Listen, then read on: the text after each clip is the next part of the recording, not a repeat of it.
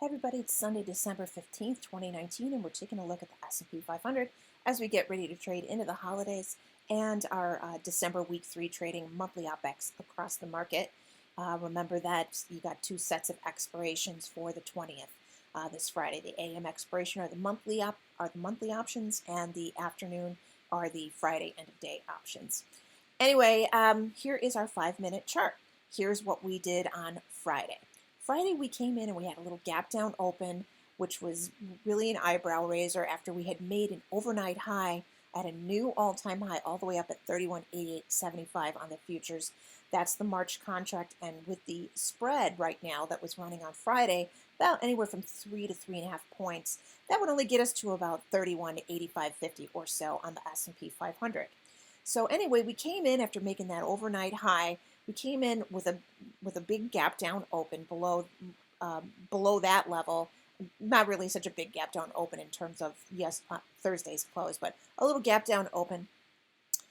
By about 30 minutes into the session, we traded back, filled the gap, and moved on up, and went for it and tried to make make that high and resolve this level from ES that had been set overnight. But we fell short. We only got up to about 31.8268, our 80 handle rule level, and we rolled back down from there. We busted down through 31.60 to 65, and then all the way back to a 31.50 handle. We got down to 31.5651. Then we worked our way back up in the afternoon, and we really got stuck here around 31.68. We would trade down to about 31.65 and up to about 31.72, and back and forth and back and forth, and finally at the end of the day we just couldn't make it work. Probably what was going on here was that there was a force in the market that was short against 31.75, shorting against those calls from up above there. And then down below here, we got this nice press lower, so anybody that wanted to sell puts could get away with selling short against 31.60 put, and then we bounce from there. And those short puts, they lose their value, and you just make money just by drifting up and then sitting sideways. So this kind of sitting sideways motion, makes options just decay. So everybody who short calls from up above and everybody who short puts from down below in an iron condor is making money. And it is to their advantage to sort of trap price like this sideways. So that's what happens there. But anyway, what's going to happen to make up here, from overnight Thursday? Does that get resolved this year, or does it sit out there for a month like the one at 31.58 did, from Thanksgiving all the way till this past week? We finally just resolved that.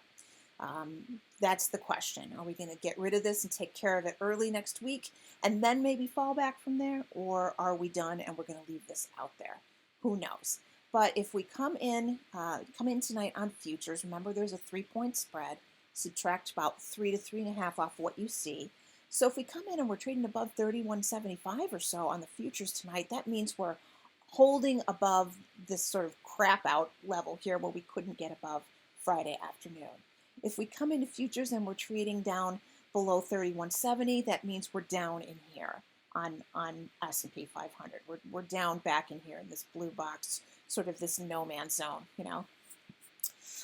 If we trade down overnight all the way back down here towards 31.56, that means we're going to come in and at minimum back test Friday's low at 31.56.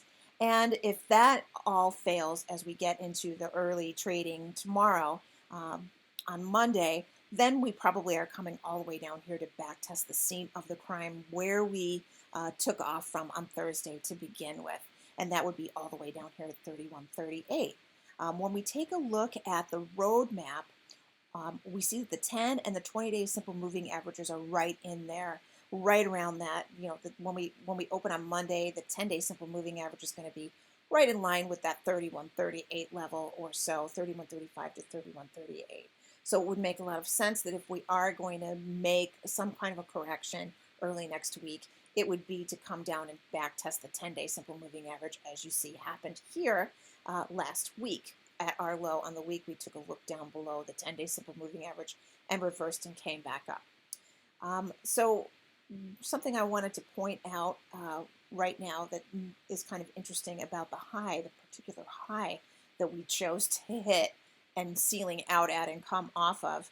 At 31.8268, if we calculate our halfway back for the entire year right now, for 2019, it comes in at almost 28.54, so right in line with our Q4 low at 28.55 and change. So the entire year has doubled up from this point now.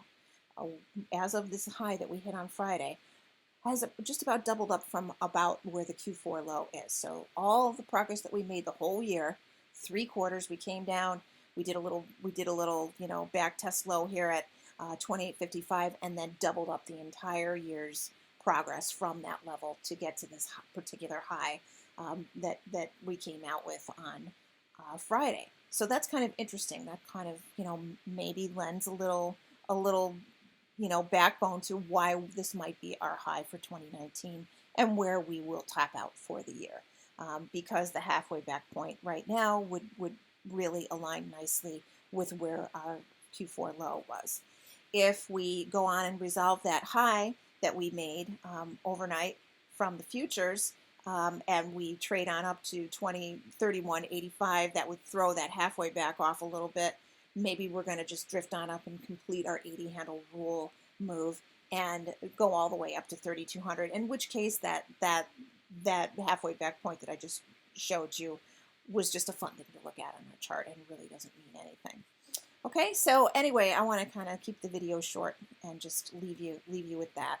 Basically, use your 80 handle rule levels. They're going to guide you through what's going on right now. Remember that there is a 3-point spread now with the new ES contract. Until something happens to kind of shrink that spread, or time just takes care of that. And we have an unresolved all-time high on ES that needs to be taken care of at some point. But is it going to get taken care of now, or is it going to wait until 2020 before we get that taken care of? And of course, with our 80 handle rule, we know that if we make it on up here, we resolve this ES high up at 31.8875 on ES and 85 on the S&P 500, then that means we're probably moving on to 3,200 to end the year, up at a higher high, and go all the way on up through to 3,200 and take it from there. Okay, that's it. Have a good rest of your Sunday. As always, good luck and good trading.